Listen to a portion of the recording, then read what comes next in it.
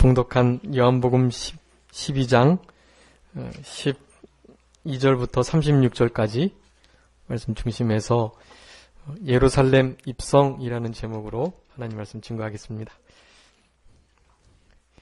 이제 우리 예수님께서 여러 가지 이적들을 행하시면서 하나님의 아들 되심을, 그리스도이심을, 또 영생을 주시는 자임을, 그리고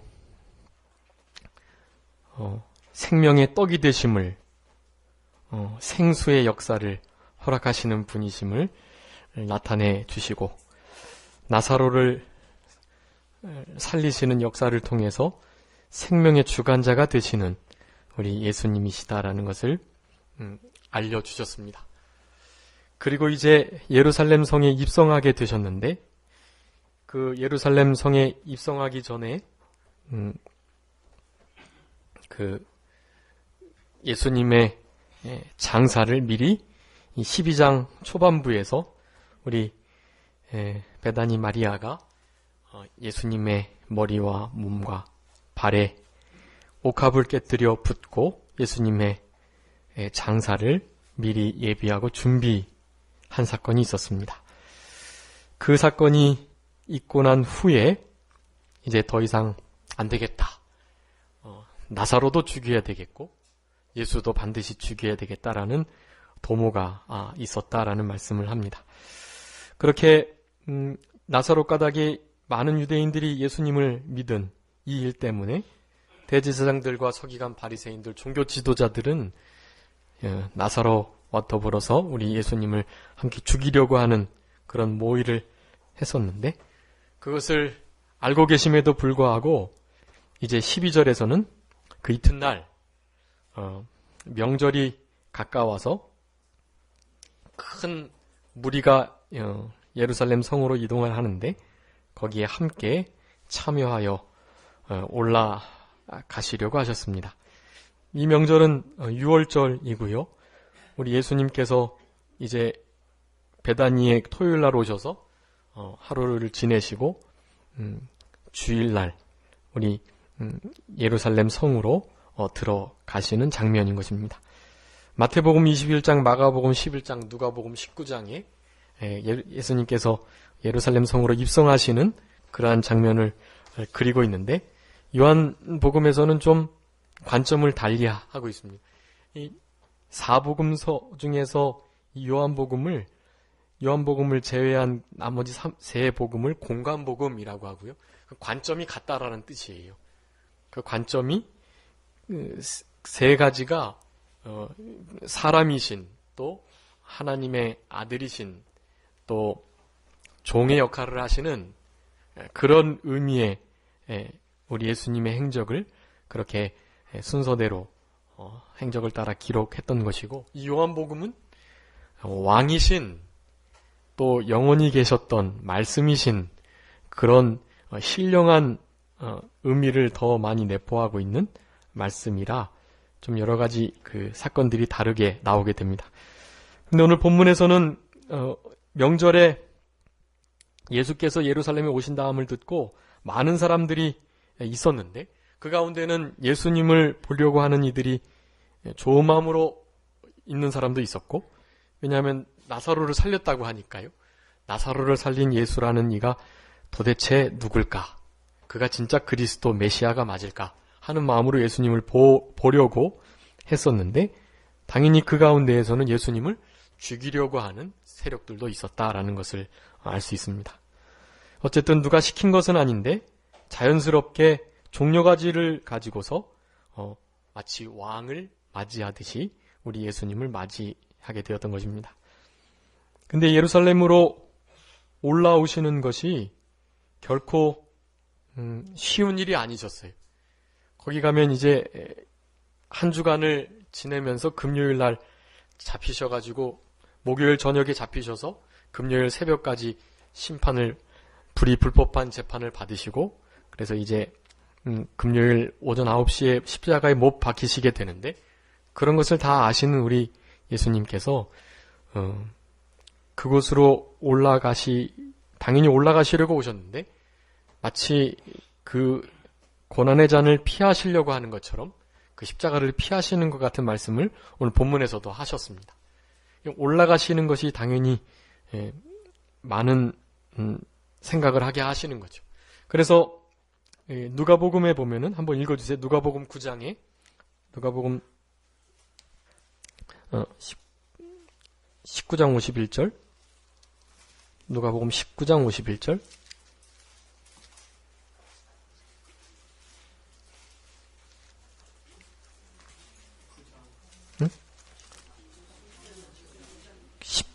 19장인가요? 네, 9장 51절 읽어주세요. 예수께서 승천하실 기약이 차감해 예루살렘을 향하여 올라가기로 굳게 결심하시고. 아멘. 거기 승천하실 기약, 승천은 우리 예수님께서 십자가에 못 박혀 죽으시고 3일 만에 살아나셔서 부활하신 다음에 40일간 이 땅에 계시다가 승천하시게 될 것을 말씀하시는 것입니다. 즉 승천하신다는 것은 하나님의 예정하셨던 모든 구원을 완전히 이루실 기약이 그런 의미예요. 승천하실 기약이라는 것은 그 기약이 가까워서 이제 마지막 예루살렘 성에 입성하는 그러한 때에 예루살렘 성을 향하여서 올라가기로 어떻게 하셨다고요? 굳게 결심하셨다라는 것입니다. 우리 예수님께서도 굳게 결심하시고 하나님의 일을 하셨습니다. 우리는 더욱더 굳게 결심하며 생활해야 합니다. 주님은 특별히 굳게 이렇게 결심 안 하셔도 그래도 주님의 하나님의 아버지의 하나님의 일을 넉넉히 감당하시죠. 근데 왜 굳게 결심하셨을까요? 다 우리를 위해서 그러신 것입니다. 우리들도 그 굳게 결심하심을 본받으라고. 본받고 정말 힘들고 어려운 일들이 분명히 기다리고 있을 줄 알면서도 심령의 매임을 받아 말씀에 붙들려서 피동된 생활로 올라가는 것입니다. 그런데 그냥 올라가기가 어려워요. 어떻게 해야 된다고요? 굳게 결심하셔야 돼요. 그냥 결심하는 것도 아니고 굳게 결심해야 하는 것입니다. 그렇게 결심해도 그 일을 하기가 어렵다라는 거예요. 그러니까 우리는 늘 굳게 결심하는 신앙생활을 해야 합니다. 주님의 위로를 받기를 다른 것으로 안위하고 위안받고 위로받기를 거절하시고 주님의 위로만을 받기로 굳게 결심하셔야 하는 것입니다. 그리고 그 위로받은 그 위로로 다른 사람들을 위로하기로 결심하셔야 하는 것입니다. 그런 결심이 없고서는 위로받기도 어렵고 위로하기도 어렵고 신앙으로 살아가기가 어려운 때가 된 것입니다. 아무쪼록 우리 신앙생활에 이 굳게 결심하는 그러한 일들이 특별히 2012년에는 계속됐으면 좋겠고 흔히 결심, 작심, 3일이라고 하지요. 작심을 해도 결심을 해도 쉽게 그 일을 이렇게 놓치는 경우가 많은 거예요. 지금 이제 맥체인 성경 다 읽으셨다고 끝나는 것 아니고 다시 그 자리에다가 다른 표시를 하셔서 또 읽어 나가시는 거예요. 그거 다 헐 때까지 헐면 제가 또 바꿔드릴 거니까 처음엔 동그란 표 치고 그 다음에 대각선 긋고 반대로 대각선 긋고 세로로 긋고 또 가로로 긋고 이렇게 해가지고 나중엔 까맣게 칠하고 한 5번은 볼 수 있을 것 같아요. 그렇게 해서 보시고 난 다음에 가져다 주시면 제가 바꿔 드리겠습니다. 그렇게 해서 맥체인 성경을 계속 읽어주시고 3일 연속으로 4장씩 그렇게 꼭꼭 읽어나가기가 해보시니까 어떠세요? 좀 어려우셨죠? 그래서 밀려서 이틀치 읽고 3일치 읽고 막 그랬죠. 그러다가 4일치 이상 밀리면 이제 못 읽고 그래 다음 주 월요일부터 새로 시작해야지 하면서 뛰어넘고 가시고 그래서 듬성듬성 떨어져 계시죠. 제가 맥체인 처음 읽을 때 제가 그랬어요. 이제 그때는 이제 담임이 아니었기 때문에 그렇게 별 의무감 가지지 않고 그렇게 하다 보니까 지금은 이제 익숙해서 그렇지는 않지만 성도님 경우에는 분명히 그러실 수 있어요. 그런데 그럴지라도 어떻게 하시자고요? 또 굳게 결심하시는 거예요. 3일 지나면 다시 또 해이해져서 한 이틀 놓치더라도 다시 결심하시는 거예요. 그럼 또 한 2, 3일 또 해나갈 수 있잖아요. 그렇게 해서 읽어 나가는 것입니다. 그러면 나중에 어느 때 보면 어느 달에는 하루도 놓치지 않고 꽉 차게 성경을 읽을 때가 있고요. 또 어떨 때는 듬성듬성 빠질 때도 있고 그런 것입니다. 그렇게 신앙생활 하시는 거예요. 우리 주님도 어떻게 하셨으니까요? 굳게 결심하셨으니까. 룻기 1장 18절 말씀 한번 읽어주시기 바랍니다. 룻기 1장 18절.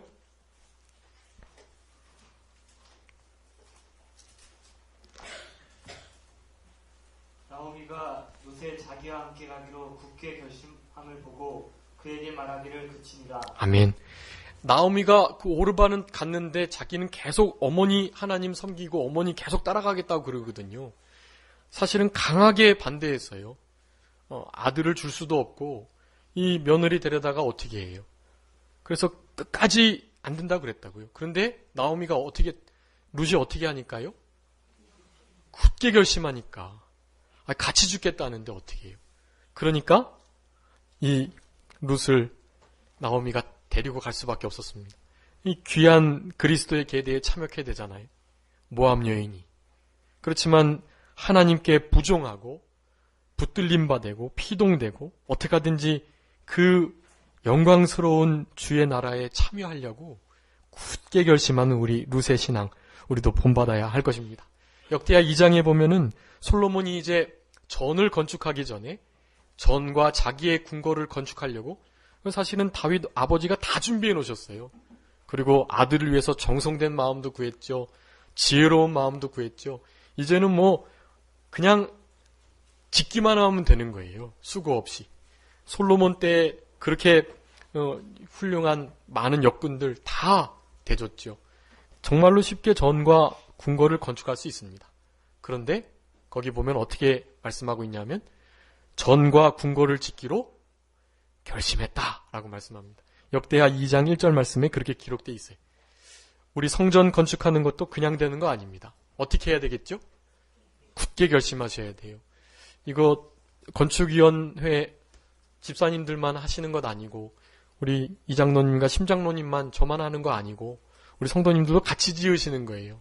같이 참여해 주시고 같이 기도해 주시고 특별히 그런 성전 건축이 기초가 시작되고 건물이 올라갈 때마다 늘 기도해 주시고 뭐 도울 일 없을까 섬겨주시면서 우리 성도님의 성전 영적 성전 건축하기를 계속 결심하셔야 하는 것이에요. 겉으로 성전이 올라가는 것처럼 우리 심령의 영적 성전도 그렇게 잘 금강과 보석으로 지어져 가야만 하는 것입니다. 사실은 그거 하라고 지으시는 거예요. 성전. 꼭 기억하시고 굳게 성전 건축하기를 결심하시는 우리들이 되었으면 좋겠습니다. 역대하 30장에는 히스기야 왕이 또 굳게 결심하는 기도를 해요.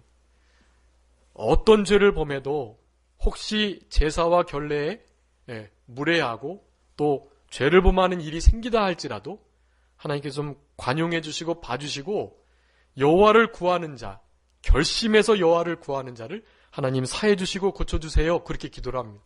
근데 그 기도가 들으심을 얻었다고 말씀하고 있어요. 하나님 앞에 어떻게 하든지 매달리고 지금 내 상태는 형편없는데 그 역대하 30장 19절의 말씀에 근거해서 성전에 나오는 이들 혹은 직분을 얻는 이들 직분을 받을 때 또 성전에 나올 때 이렇게 어떤 그 신앙의 단계 최소한의 단계는 있죠. 근데 그런 단계들을 계속 끊어버리지 못할 때 그럴 때에는 일단은 그들을 테두리 안으로 들어오게 하는 거예요. 들어오면 그 자리에서 사실은 그동안 끊지 못했던 죄들이 끊어지고 더 성숙한 신앙이 되는 것입니다. 특별히 술이나 담배를 못 끊어서 교회 못 온다고 하는 불신 남편이나 아내나 친척들이 계시면 반드시 오게 하셔야 돼요. 그 술이나 담배 드신다고 교회 못 오게 하시면 안 돼요. 먼저 오게 하시는 겁니다. 오게 하시고 그러면 하나님께서 역사하세요. 그래서 술이 끊어지게 하시고 담배를 끊게 하시는 역사가 있는 것입니다. 주색 잡기 다 끊게 해주세요. 그러니까 먼저 주님의 전해오는 것이 참 중요해요. 그런 신앙을 우리가 가져야 하는데 그 대신 결심이 있어야 합니다. 굳게 여호와를 구하기로 결심하는 것. 그런 결심이 있다면 그들을 하나님의 공동체의 테두리로 들어오게 하는 것이 아주 중요하다고 하겠습니다. 또 에스라 10장에 보면, 에스라 1장에 보면은, 7장에 보면은 거기에 에스라가 이제부터 말씀을 연구하고 그리고 자기가 먼저 준행하면서 백성들에게 말씀 가르치기를 결심했다라고 말씀합니다. 그런 결심을 가지고 자녀들을 가르치고 자기 자신을 가르치고 밤마다 심장이 나를 교훈하는, 분초마다 하나님의 우리를 시험하시는 그 시험 가운데 늘 놓이는 그런 신앙생활을 할 때, 그럴 때 신앙의 진보와 발전이 있다라는 것을 아셔야 합니다. 또 시편 17편 3절에는 결심해서 입으로 범죄치 않겠다라고 말씀합니다. 입으로 범죄치 않는 거 참 중요한데 너무나 쉽게 입으로 범죄하게 돼 있어요, 우리는. 그래서 다윗은 재갈을 먹이고 입 앞에 파수꾼을 세우는 기도를 드렸던 것입니다. 이 말의 실수가 없으면 온전한 자가 되는 거예요. 그렇기 때문에 우리가 온전하지 못하기 때문에 무덤에 가기 전까지도 온전하지 못해요, 사실은. 특별히 말의 실수는 늘 있는 것입니다. 그렇기 때문에 말의 실수가 없기 위해서 어떻게 해야 되겠죠? 결심해야 되는 거예요, 결심. 내가 절대로 이런 부정적인 말, 허는 말, 비방 비판하는 말, 원망 낙심 좌절하는 말 하지 않겠다. 늘 결심하시는 거예요. 결심하시고 또 결심하시고 굳게 결심하실 때 그런 일들이 이루어지게 되는 것입니다. 다니엘 9장 3절에는 다니엘이 기도하기를 굳게 결심했다. 결심한 날부터 하나님께서 응답을 내려주시겠다고 말씀합니다. 그렇게 성경에서는 굳게 결심하는 것을 많이 말씀하고 계세요. 제가 많은 시간을 할애해서 굳게 결심하는 것에서 말씀드렸는데 우리 예수님께서도 굳게 결심하시고 예루살렘을 향하셨다라는 것. 그래서 향하실 때 예루살렘 성으로 들어오시는 예수님을 향하여서 13절에 보니까 종려나무 가지를 가지고 맞으러 갔다. 이 종려나무 가지는 승리를 상징하는 나무입니다. 우리 예수님께서 승리의 왕, 만왕의 왕, 만주의 주로 입성하신다는 표시를 내는 거예요. 다른 복음서에는 자기의 겉옷을 깔아서 예수님께서 지나가시는 길에 그렇게 펼쳐놨다고 말씀합니다. 그네들의 메시아관은 그런 거예요. 지금 예루살렘 성에 입성하셔서 지금 우리의 분봉왕으로 있는 이들을 다 제거하고 우리 예수님께서 죽은 자를 살리시는 그분, 오병이어로 5,000명을 먹이시는 그분 병든 자를 고치시는 그분만 왕이 되면 무서울 게 없잖아요. 부족할 게 없고 그분이 왕만 되기를 간절히 바라는 거예요. 그리고 로마와 주변 국가로부터의 압제해서 정치적으로, 군사적으로, 경제적으로 이스라엘을 독립시켜주기를 간절히 바라는 그러한 마음을 가지고 있었던 것입니다. 심지어는 예수님의 제자들조차 그랬어요. 승천하시기 전까지도 예수님이 이스라엘 나라를 회복할 때가 이때니까 그거 묻고 있었던 거예요, 제자들은. 그러니까 다른 유대인들이나 유대교에서 개종한 크리스찬들은 두말할 것 없죠. 다 기독교관이, 그리스도관이 잘못됐어요. 어쨌든 성경의 말씀을 하기 위하여서 그렇게 종려가지 나무를 흔들면서 주의 이름으로 오시는 이여, 시편 118편 25절 26절에 보면 이 주의 이름으로 오시는 이가 복되다라는 말씀을 하고 그 말씀을 응하게 하시기 위하여 이렇게 주의 이름으로 오시는 이를 높이며 찬송을 했던 것입니다. 이 호산나라는 것은 도우소서, 구원하소서 그런 의미를 갖습니다. 우리 도와주셔서 지금 우리나라를 구원해 주세요. 우리 백성을 건져주세요. 그런 의미를 갖는 것입니다. 그렇게 호산나 하나님을 예수님을 찬송하면서 왕 대접을 하고 있는 것입니다. 이스라엘의 왕이신데 우리 성도님들의 왕도 되셔야 합니다.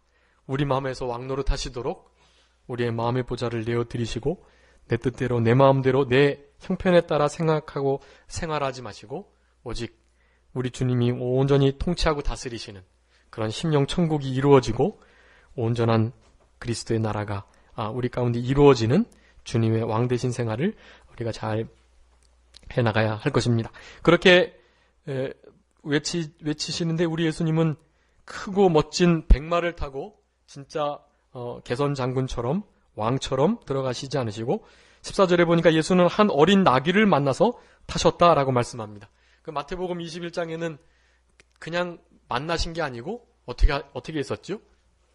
주가 쓰시겠다 하라 하고서 어떤 이름 없는 이에게 그 나귀를 취하셨던 장면이 나옵니다. 그 어떤 무명에 주님께서 쓰시겠다고 할 때 내어드렸던 그 신앙이 참 중요한 신앙이고, 우리 예수님께서 나귀를 타시고 들어오시는 것이 중요한데 15절에 이는 기록된 바 시온 따라 두려워 말라 보라 너의 왕이 나귀 새끼를 타고 오신다 함과 같더라, 그렇게 말씀합니다. 이 나귀 새끼를 타고 오신다는 말씀은 스가랴 9장에 있는 말씀인데요. 한번 읽어주시기 바랍니다. 스가랴 9장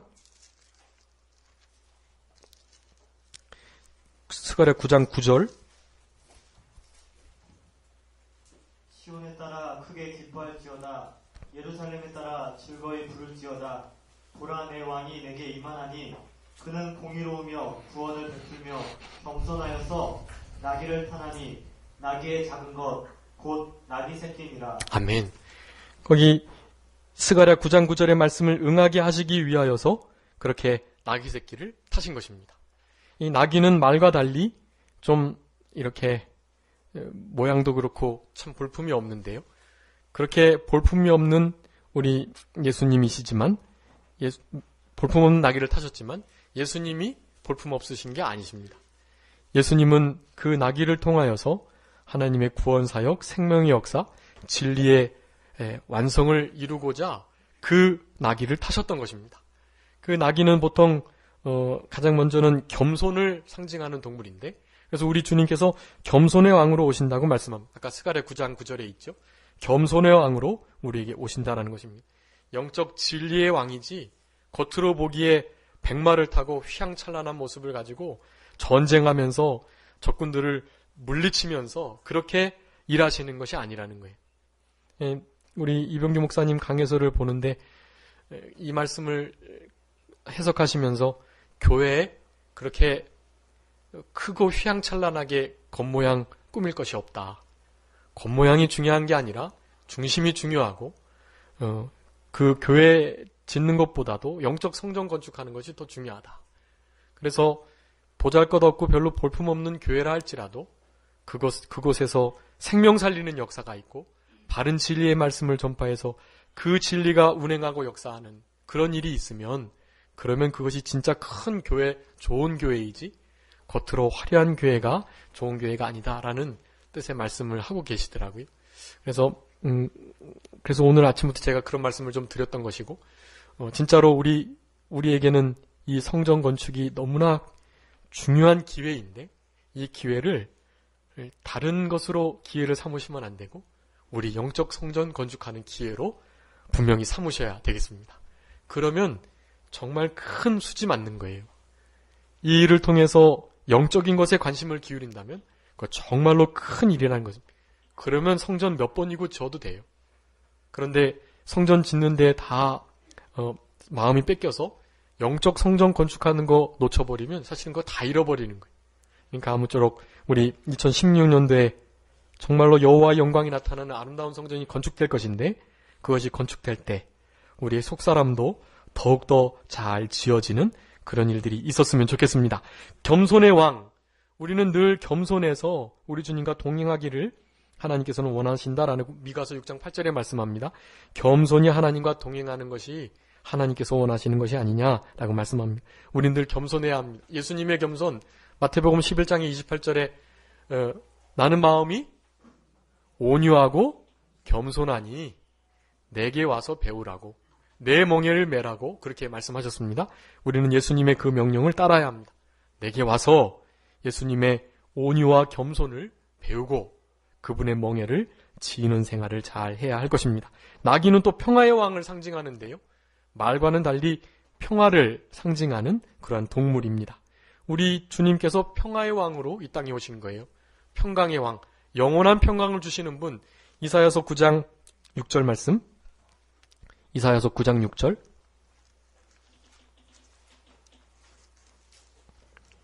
7절, 9절, 7절. 한 아기가 우리에게 낳았고 한 아들을 우리에게 주신 바 되었는데 그 어깨는 정사를 메었고 그 이름은 기묘자라 모사라 전능하신 하나님이라 영존하시는 아버지라 평강의 왕이라 할 것입니다. 그 정사와 평강의 더함이 무궁하며 또 다윗의 위에 앉아서 그 나라를 굳게 세우고 자금 이후 영원토록 공평과 정의로 그것을 보존하실 것이라. 만군의 여호와의 열심히 이를 이루시리라. 아멘. 참 너무나 귀한 말씀입니다. 우리 하나님께서 메시아의 사역을 역사를 이루시겠다는 거예요. 여호와 열심히 그 일을 이루실 것인데 평강의 더함이 무궁한 참된 평강의 왕 그분을 낳게 하시겠다라고 말씀합니다. 그분이 바로 오늘 굳게 결심하시고 나귀를 타고 올라가시는 우리 겸손한 평화의 왕 예수님이십니다. 무엇으로부터의 평화일까요? 가장 먼저는 우리 하나님께로부터의 평화. 우리 하나님과 우리가 죄된 관계로 죄의 담이 있었고 하나님과 원수됐거든요. 근데 그 원수된 담을 예수님의 십자가의 피로 헐으셨어요. 그래서 하나님과 화목되게 해 주셨던 것입니다. 그래서 로마서 5장 11절에 보면은 예수 그리스도로 말미암아 하나님으로 더불어 화목을 누리자 그렇게 말씀하는 것입니다. 우리 다른 물론 교회 안에서의 평강, 또 지체 안에서 또 가족 안에서 평강과 화목, 또 화평을 평안을 도모하는 것이 참 중요한데 사실은 그 무엇보다도 하나님과의 화평을 도모하는 것이 중요합니다. 성경에서는 내가 화평을 주러 온 것이 아니라 검을 주러 왔다고, 분쟁을 주러 왔다고 그렇게 말씀하세요. 사람들과 가족들과 친구들 사이 안에서의 화평을 지키려고 하나님과의 화평을 깨트리면 잘못하는 것이라는 거예요.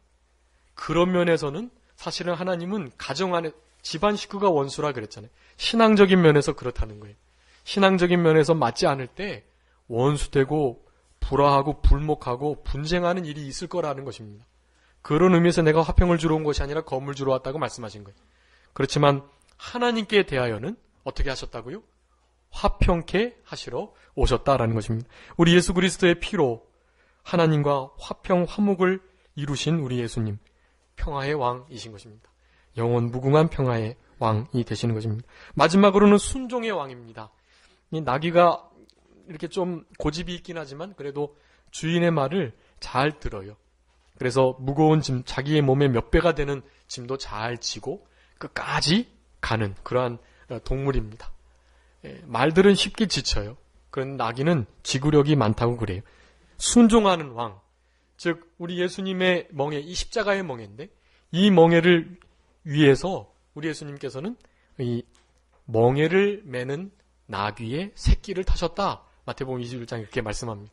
우리도 예수님의 순종의 멍에 그것을 지고 가야만 합니다. 우리 예수님도 순종함을 통해서 고난으로 말미암아 순종함을 배워 온전함에 이르셨다 그렇게 말씀해요. 이거 참 중요한 말씀인데 히브리서 5장에 있는 말씀인데 히브리서 5장 8절에 우리 예수님께서는 고난 가운데 순종함을 배우셔서 죽기까지 순종하고 복종하셔서 온전케 되셨다. 우리 주님은 원래부터 온전한 분이시지만 우리 하나님의 구원 사역을 이룸에 있으셔서 우리들에게 본이 되게 하시고자 고난을 직접 체험하시고 그리고 그 고난 가운데서도 끝까지 주님을 우리 하나님을 순종하고 따르셨던 그 본을 우리에게 보이신 것입니다. 그래서 결국에는 온전케 되셨다고 말씀하는 거예요. 우리도 그러한 전철을 밟아야 하는 것입니다.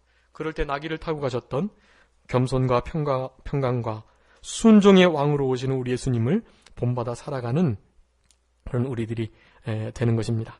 그렇게 나귀를 타고 말씀을 이루시면서 십자가의 멍에를 매는 의미를 가지고 그렇게 입성을 하셨던 것입니다. 16절에는 제자들이 이 일을 깨닫지 못했는데 나중에 영광을 얻으신 후에야 예수님께 대한 기록이었고 사람들이 예수께 대하여 이같이 말한 것이라는 것을 알고 깨닫게 생각하게 되었다라고 말씀합니다. 이 16절의 말씀처럼 우리는 하나님 말씀을 잘 몰라도요. 말씀을 늘 듣고 그 말씀을 읽고 그 말씀을 보고 그런 생활을 하면은 언젠가는 깨닫게 된다는 거예요. 언젠가는. 당장에는 몰라도 그것이 왜 무슨 말일까 누구를 지칭하는 걸까 잘 몰라도 그 말을 잘 듣고 배우고 기억하는 이들에게는 나중에 반드시 깨달음이 있게 된다는 것을 아셔야 합니다. 나사로를 무덤에서 불러내어 죽은 자 가운데서 살리실 때에 함께 있던 무리가 그렇게 증거했다라고 말씀하고 이에 무리가 예수를 맞음은 이 표적 행하심을 들었기 때문이다. 바리새인들이 서로 말하되 볼지어다 너희 하는 일이 쓸데없다. 보라 온 세상이 저를 쫓는도다 하니라 그랬습니다. 여기 무리들이 예수님을 쫓는 것은 예수님의 그 말씀을 이루려 하심, 그리고 사실은 십자가에 죽기 위해서 오심, 그런 것을 생각지 못하고 나사로 살리고 그 전에 많은 기적 행했던 거, 그것 때문에 많은 무리가 몰려들었다라는 것을 말씀하는 것입니다. 그런 것들은 이제 고난이 올 때 다 알곡과 뚝정이가 분리가 돼요. 그렇게 모인 사람과, 그래서 무리로 모인 사람과 제자로 끝까지 예수님을 따라가는 자들이 그렇게 고난을 통해서 분리가 되는 것입니다. 바리새인들이 인정했습니다. 이렇게 많은 무리를 보니까 우리가 이렇게 계획하고 도모하고 이런 일들이 다 헛것이구나. 그런 것을 깨달았으면 이제 예수님을 믿고 따르기로 결심해야 되는데 이런 사실을 분명히 인정하면서도 따르지 않아요. 이런 것을 완악, 패역이라고 합니다. 그런 죄들을 범했기 때문에 하나님 앞에 큰 징계를 받을 수밖에 없었던 것입니다. 그래서 명절에 예배하러 올라간 사람 중에 헬라인이 있었는데 이 헬라인들은 유대계로 개종한 헬라인들입니다. 그들이 빌립에게 말했는데, 왜냐하면 이네들도 아마 베세다 사람이기 때문에 그럴 것인데 빌립에게 청했는데 예수를 배우고자 한다. 다른 것은 아니고 뒤에 예수님의 대답하는 것을 보시면 빌립이 그 헬라인들이 예수님을 뵙고자 하는 이유가 지금 예루살렘에 올라가시면 큰일이 있을 것이니까 좀 피하고 그걸로 가시지 마시라, 이런 말을 아마 들으시려고 했던 것 같아요. 그런데 우리 예수님의 대답은 인자의 영광을 얻을 때가 왔다. 여기 요한복음에 계속되는 말씀 보면 영광과 고난이 같이 쓰여요. 예수님의 영광의 때는 고난의 때예요. 예수님의 영광은 십자가를 지시고 십자가를 지신 것 자체가 먼저 영광이 되는데, 왜냐하면 하나님의 말씀을 이루신 것이기 때문에 그래요. 그리고 이루실 때 하나님께서도 먼저 영광을 받으시고 그 일을 이루신 예수님께 하나님께서 영광을 돌리셨습니다. 그러니까 영광이 되는 거예요. 그리고 한 단계 더 나아가서는 십자가 지시고 난 다음에 뭐 하셨죠? 부활하셨죠? 바로 부활의 영광을 나타내는 것이기도 합니다. 그러니까 부활의 영광을 십자가의 죽으심과 떼놓을 수가 없는 거예요. 그래서 예수님의 때, 즉 예수님의 죽으심의 때를 오늘 본문에 영광의 때다라고 말씀하시는 것이고, 헬라인들이 나를 위해서 가지 말라고 말해주는 건 참 좋은데 사실은 내가 이 때를 위해서 왔다. 영광을 위해서 왔다. 반대로 말하면 십자가에 죽기 위해서 오셨다라는 말씀을 하신 것입니다. 그러면서 24절에 하시는 말씀이 한 알의 밀이 땅에 떨어져 죽지 않으면 그대로 있고 죽으면 많은 열매를 맺는다. 우리 예수님께서 죽으심으로 말미암아 택한 모든 자들의 구원을 이루셨다라는 것입니다. 옛날에 그런 책들이 많이 있어요. 누가 죽어야 산다. 남편이 죽어야 아내가 산다. 목사가 죽어야 교회가 산다. 그런 책들이 많이 있었어요. 근데 그건 다 맞는 말들이, 다 어느 한 편이 죽게 되면 사도 바울처럼 나는 날마다 죽노라 하면 내 안에 그리스도께서 살게 되시는 거예요.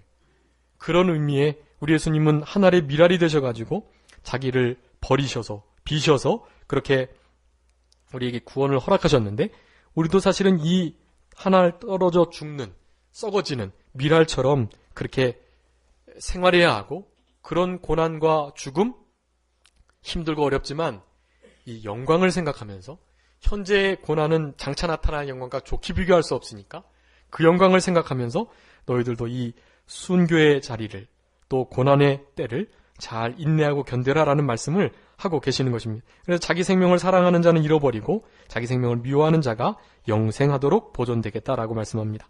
나를 섬기려 하고 나를 따르는 자들, 그런 자들은 그런 자리에 있을 수 있겠다. 나를 섬긴다고 하면서도 나를 따르지 않는 자는 못 섬기게 된다. 나를 따르는 자는 하나님께서 귀하게 여겨주신다라고 말씀합니다. 그러면서 27절에 좀 민망한 말씀을 하시는데, 내 마음이 민망하다. 이 때를 좀 면하게 해주십시오라고 말씀합니다. 근데 우리 주님께서 십자가 지시려고 거기까지 오셨는데 십자가 지지 않겠다고 십자가를 면하게 해달라고 기도하시는 것이 아닌 것입니다. 그것은 십자가를 면하게 해달라는 것이 아니라 십자가의 고통. 그래서 다른 복음서에는 고난의 잔을 피하게 해달라고. 근데 그것마저도 나의 원대로 마옵시고 아버지의 원대로 해달라고 기도하셨습니다. 왜 고난의 잔을 피하려고 하시냐 하면, 혹시라도 행여 고통 때문에 나의 이 화목제가 흠이 있을까봐, 흠 있는 제사가 될까봐 고통을 좀 덜어주신다면 내가 온전한 마음으로 제사가 제물이 될 수 있을 텐데 라는 마음을 가지시고 그렇게 기도를 하셨다라는 것입니다. 그래서 아버지의 이름으로 영광스럽게 하옵소서 하였는데 하늘에서 소리가 나서 내가 이미 영광스럽게 하였고 너의 순종으로 말미암아 이미 영광스러워졌고 또다시 영광스럽게 하겠다. 십자가에 죽고 난 다음에 다시 부활의 영광을 주시겠다라고 말씀합니다. 그 소리를 다른 사람들은 듣지 못했고요. 다 우레 소리로 들었다라고 말씀하고 그렇지만 예수님께서 그 소리들이 너희를 위한 것이다. 예수님께서 이렇게 해석해 주셨잖아요. 그래서 너희를 위한 것이다 라고 말씀하는 것입니다. 이 세상 임금이 쫓겨날 것인데 내가 들리게 될 때, 십자가에 못 박히실 때 이 세상 임금, 마귀, 뱀의 머리를 상하게 하시는 십자가에 들리시는 것이 뒤꿈치를 상하게 한 것이고 원복음 창세기 3장 15절의 말씀을 하시는 것입니다. 사탄의 머리를 상하게 하시는 인자의 들림, 십자가가 있을 때 사탄의 세력들이 쫓겨나게 될 것이다. 사실은 이미 권세를 잃었어요. 근데 최후에 발악하고 있는 것입니다. 그러니까 우리 예수님의 십자가와 부활, 승천, 다시 오심을 생각할 때 우리는 넉넉히 이 사탄의 세력들을 이길 수 있다라는 것, 우리가 그것을 기억해야 되겠습니다. 그러면서 인자가 들려야 하는데 영원히 계시다고 하는 잘못된 그리스도관을 가지고 있었기 때문에 예수님을 믿지 못하는 것에 대해서 말씀하고 있습니다.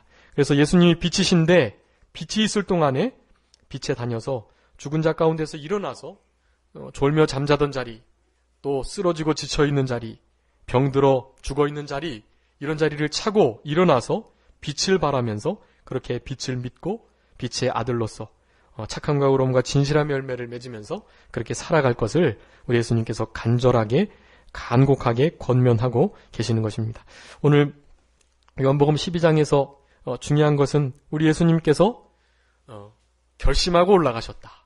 그리고 나귀를 타고 올라가셨는데 겸손의 왕, 평화의 왕, 하나님의 말씀을 순종하고 십자가의 멍에를 온전히 지시고자 하는 그런 순종의 왕으로 올라가셨다라는 사실을 기억하시고 한 주간도 생활하시면서 좀 굳게 결심하시고 또 우리 주님께서 주시는 그러한 인도를 따라서 평강과 또 겸손과 순종을 잘 이루어드리면서 생활하시는 우리들이 다 되었으면 좋겠습니다. 자, 기도하겠습니다. 살아계신 아버지 하나님 감사합니다.